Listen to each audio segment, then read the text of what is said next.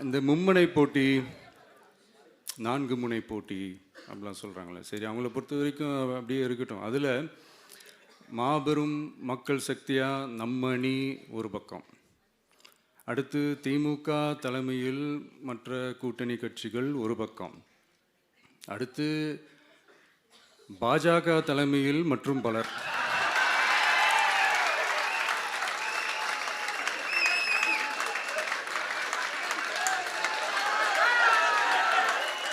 என்னப்பா சிரிக்கிறீங்க? உண்மையை தானேப்பா சொன்னேன்.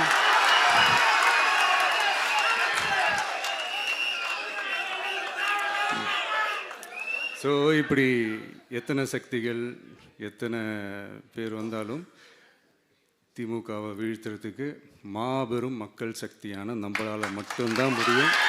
ஏங்க அவர் வெளியில் வந்து பொது வெளியில் வந்து பார்த்தா தானே தெரியும். பொது வெளியிலே வரல. 72 நாள் கழித்து தான் ஒரு சம்பவம் நடந்து போச்சு. அந்த சம்பவத்தொட்டி 72 நாட்கள் ஒரு கட்சி தலைவரே வெளியே வரல. நாட்டில் என்ன நடக்குதுன்னு தெரியல.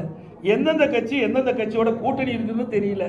எந்த கட்சி தேர்தலில் தலைமை தாங்கன்னு தெரியல. அதை வச்சே நாங்கள் என்ன செய்யுது? அவருக்கு ஒன்றுமே தெரியாத போது எங்களை கேள்வி கேட்டால் அவர்கிட்ட போய் கேள்வி கேளுங்க. ஏற்கனவே அனைத்து இந்திய அண்ணா திராவிட முன்னேற்ற கழகம் கூட்டணி அமைக்கின்ற பொழுது ஐசிசி சோழா ஹோட்டலில் தெளிவுபடுத்தினார். மரியாதைக்குரிய மாண்புமிகு உள்துறை அமைச்சர் திரு அமித்ஷா அவர்கள், நானும் எங்களுடைய மூத்த நிர்வாகிகள் எல்லாம் கலந்து கொண்டு முதல் பேட்டியிலே சொன்னார், அனைத்து இந்திய அண்ணா திராவிட முன்னேற்ற கழகம் தேசிய ஜனநாயக கூட்டணி இரண்டும் இணைந்து புதிய கூட்டணி அமைச்சிருக்குது. இந்த கூட்டணிக்கு அனைத்து இந்திய அண்ணா திராவிட முன்னேற்ற கழகம் தலைமை தாங்கும். இந்த கூட்டணி தேர்தலில் வெற்றி பெற்று ஆட்சி அமைக்கும். அதிமுக ஆட்சி அமைக்கும். எங்களுடைய கூட்டணியுடைய வேட்பாளர் இபிஎஸ் தெளிவுபடுத்தியாச்சு. முதலமைச்சர் வேட்பாளர் இபிஎஸ்னு.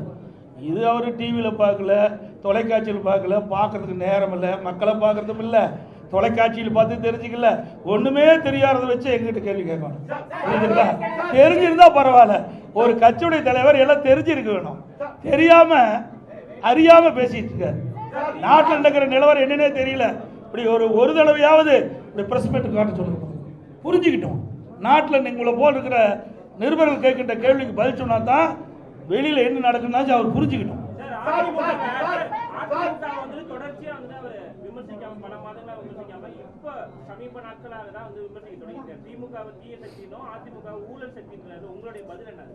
சார் ஊழல்னா என்னன்னு எனக்கு தெரியலையே. ஊழல் சக்தினா என்ன? யார் குறிப்பிட்டு சொல்றாரு? நீங்களா ஒரு கற்பனை பண்ணிக்கிட்டு இவர் தான் சொல்றீங்க. தீய சக்தி ஊழல் சக்தி யாரை குறிப்பிட்டு சொல்றாரு? குறிப்பிட்டு சொன்னா தானே சொல்ல முடியும். எங்களெல்லாம் ஊழல் சொல்றதுக்கு வழியே கிடையாது. மாண்பு அம்மா அவர்களை ஏற்றுக்கிட்டார்.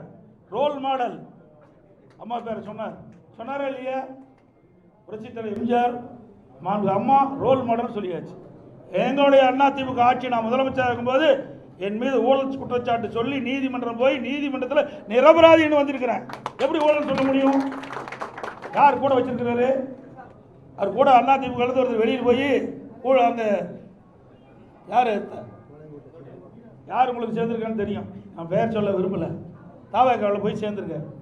அவர் ஊழல் குற்றச்சாட்டில் புரிஞ்சு ஜெயிலிருந்து வெளியே வந்தாரா இல்லையா? அப்போ யாரோட கூட்டணி வச்சிருக்காரு? ஆக எங்களை குறிப்பிட்டு சொன்னால் அதுக்கு உண்டான பதில் நாங்கள் தெளிவாக சொல்லுவோம். நிறைய பதில் இருக்குது எங்களுக்கு, ஒன்றும் பதில் இல்லாதெல்லாம் இல்லை. இது பொன்விழா கண்ட கட்சி 31 ஆண்டு காலம் ஆட்சி புரிந்த கட்சி. நீங்கள் 31 ஆண்டு காலம் ஆட்சி புரிந்த கட்சிங்க.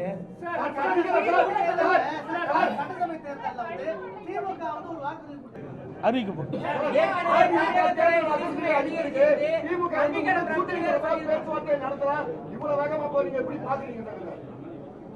இதே ஊடக நண்பர்கள் பத்திரிகை நண்பர்கள் எங்களை எல்லாம் எப்படி கிண்டலும் கேள்வி சொன்னீங்க. இப்போ நீங்களே அந்த கேள்வி கேட்டீங்க.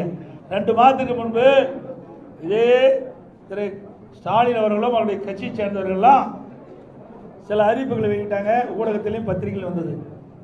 எடப்பாடி பழனிசாமி கடையை விரிச்சு வச்சுக்கிட்டு இருக்காரு, அங்கே யாருமே கூட்டணிக்கு போகல அப்படின்னு சொல்லிட்டு இருந்த காலம் போய் இப்பொழுது அனைத்து இந்திய அண்ணா திராவிட முன்னேற்ற கழக தலைவரும் தேசிய ஜனநாயக கூட்டணியும் ஒரு பலம் வாய்ந்த கூட்டணியை அமைச்சாச்சு.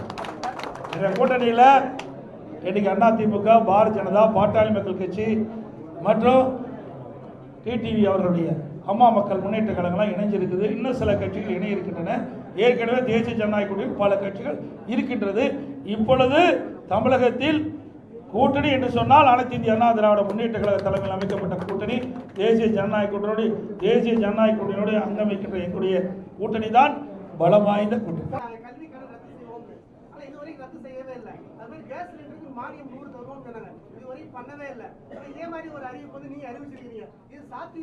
நாங்கள் சாத்தியமாக இருக்கிற காரணத்தில் தான் அறிவிக்கிறேங்க. இதை நீங்கள் கேட்குற கேள்வி அங்கே கேட்கணும், யாரும் கேட்கவே மாட்டேங்கிறீங்க. நானும் பல தடவை பார்க்குறேன் தொலைக்காட்சி நண்பர்களாக, அவர் நடந்து போகும்போது முக்கியமான கேள்வி கேட்க மாட்டேங்கிறீங்க.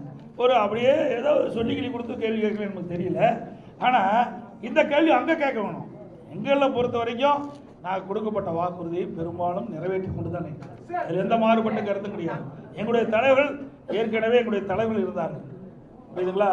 இன்றைக்கு மாண்பு அம்மா அவர்கள் இருந்தாங்க, கட்சி தலைவர் எம்ஜிஆர் இருந்தாங்க. சொன்னது கொடுக்கப்பட்ட வாக்குறுதியை செயல்படுத்துகிறோம். மக்கள் நன்மை கிடைக்கக்கூடிய திட்டங்களையும் நாங்கள் அறிவிச்சாங்க.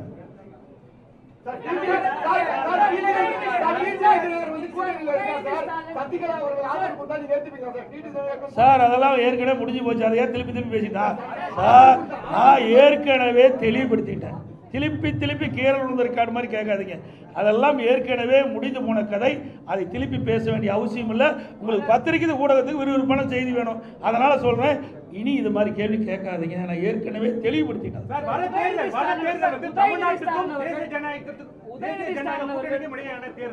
அதனால மக்கள் வந்து பார்த்து வாக்களிங்கன்னு சொல்லிட்டு முதலமைச்சர் சொல்லக்கூடிய அந்த பிரச்சாரத்தை நீங்க எப்படி பாக்குறீங்க? ஏற்கனவே நான் சொன்ன ஒரு பொம்மை முதலமைச்சர், திறமையற்ற முதலமைச்சர், ஒரு கட்சிக்கு தலைவராக இருக்கார் திமுக தலைவர். அதுவே ஒரு வேதனையான விஷயம் தான். நல்லா சிந்திச்சு பாருங்க. இது எந்த எலெக்ஷன் இருக்குது? இது தமிழ்நாட்டில் யார் ஆட்சிக்கு வரணும், யார் ஆட்சிக்கு வரக்கூடாதுன்னு நடக்கிற தேர்தல். புரிஞ்சுக்கிட்டீங்களா? ரெண்டாவது, எங்களுடைய கூட்டணிக்கு தெளிவுபடுத்தியாச்சு.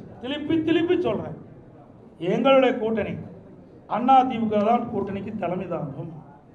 அண்ணா திமுக எங்களுடைய கூட்டணி வெற்றி பெற்று அண்ணா திமுக ஆட்சி அமைக்கும். இதுக்கு மேல என்ன வேணும்?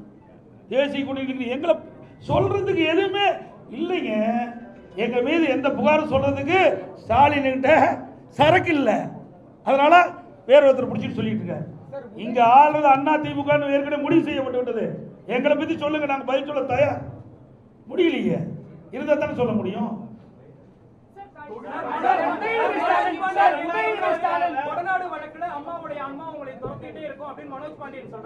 அதனாலதான் ஆன்மா துரத்தங்காட்டி தான் அங்க ஓடிட்டு அண்ணா திமுக. ஆன்மா யாரை துரத்தது பார்த்தீங்களா? உண்மையா இருக்கிறீங்களா? எங்களை ஆசீர்வாதம் பண்ணிட்டு இருக்குது அம்மா. அதனால இங்க இருந்துட்டு இருக்கிறோம். இங்க இருக்கின்றவர்கள் யாரெல்லாம் தவறு செய்தார்களோ, யாரெல்லாம் இந்த இயக்கத்துக்கு துரோகம் செய்தார்களோ, அம்மாவுடைய ஆன்மா அவளை ஆட்டி படைச்சிட்டு இருக்குது.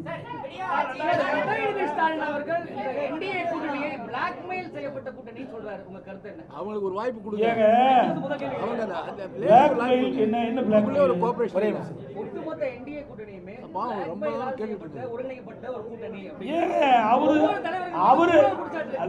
அவரு நினைச்சுக்கிட்டு கேட்கிற கேள்விகளை என்கிட்ட பதில் கேட்காதீங்க. அவரை தான் திருப்பி கேட்கணும். அண்ணா திமுக ஏன்னா ஒரு தேசிய அளவில் இருக்கிற ஒரு கூட்டு கட்சிங்க.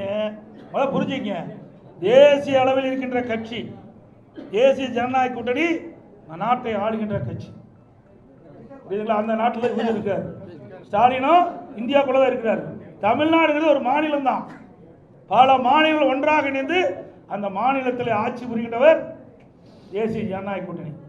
அவர் இந்தியாவில் மறந்துட்டு பேசுறார், வேற மாநிலத்தை மேல நாட்டில் இருக்க மாதிரி பேசிட்டு இருக்காரு.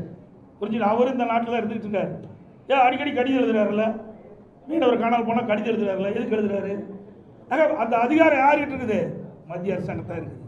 வேண்டுமென்றே திட்டமிட்டு பேசுவதற்கு ஒன்றும் இல்லை. அதனால இப்படிப்பட்ட அவதூறு பிரச்சாரத்தை பரப்பிட்டு வர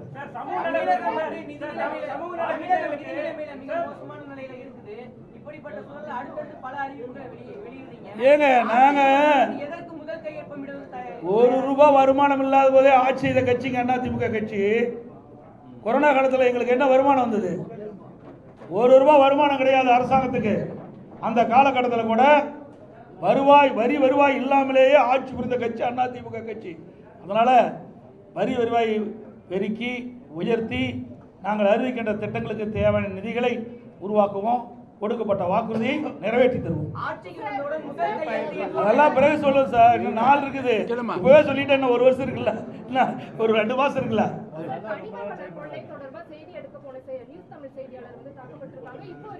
அதாவது எங்களுடைய கட்சி சேர்ந்தவர்கள் தாக்கப்பட்டவர்கள் நேரடியாக போய் ஆறுதல் சொல்லிட்டு வந்தாங்க. மருத்துவமனைக்கே நேரடியாக போய் எங்களுடைய இயக்கத்தை சேர்ந்தவர்கள் அந்த பாதிக்கப்பட்ட நிருபர்களை சந்தித்து ஆறுதல் கொடுத்துட்டு இருந்தாங்க. நாங்கள் தான் ஏற்கனவே வன்மையை கண்டிச்சுட்டு இருக்கிறீங்க. நீங்கள் ஊடக நபர்கள் பத்திரிகை மூலம் அவர் தூக்கி பிடிச்சிட்டு இருக்கிறீங்க. அதனால தான் உங்களை அடிக்கிறாங்க. புரியுதா? தப்பாக நினைக்க வேண்டாம், யாரும் தவறாக நினைக்க வேண்டாம். அந்த கட்சி அப்படிப்பட்ட கட்சிங்க. திமுக கட்சி அப்படிப்பட்ட கட்சி. தயவு செய்து இனிமேலாவது உண்மை செய்தி வெளியிடுங்க. அன்போடு உங்களை வேட்டிக்கிடுங்க. உங்களுக்கு ஒரு பாதுகாப்பு கொடுக்குற கட்சி அண்ணா திமுக கட்சிங்க. நீங்க திமுக கட்சிக்கு எப்பொழுது பார்த்தாலும் எங்களை பத்தி தான் குறை சொல்லிட்டு இருக்கிறீங்க. இருமுனா குறை சொல்றீங்க, துப்புனா குறை சொல்றீங்க. ஆனா திமுக பத்தி ஒரு குறையும் எந்த தொலைக்காட்சியிலும் வருவதில்லை, எந்த பத்திரிகையிலும் வருவதில்லை. அதனாலதான் அவங்க தைரியமா இப்படிப்பட்ட தாக்குதலுக்கு ஈடுபடுறாங்க. நீங்க உண்மை செய்தி வெளியிடுங்க. மக்களே உங்க பக்கம் இருப்பாங்க. உங்களுக்கு மக்களே முழு பாதுகாப்பு கொடுப்பாங்க. இருந்தாலும் அனைத்து இந்திய அண்ணா திராவிட முன்னேற்ற கழகத்தை பொறுத்த வரைக்கும் உங்களுடைய ஊடக நண்பர்களுக்கும் பத்திரிகை நண்பர்களுக்கும் நிருபர்களுக்கு எப்பொழுதும் பக்க பலமாக இருப்போம். எந்த மாற்று கருத்தும் கிடையாது. அனைவருக்கும் நன்றி, வணக்கம்.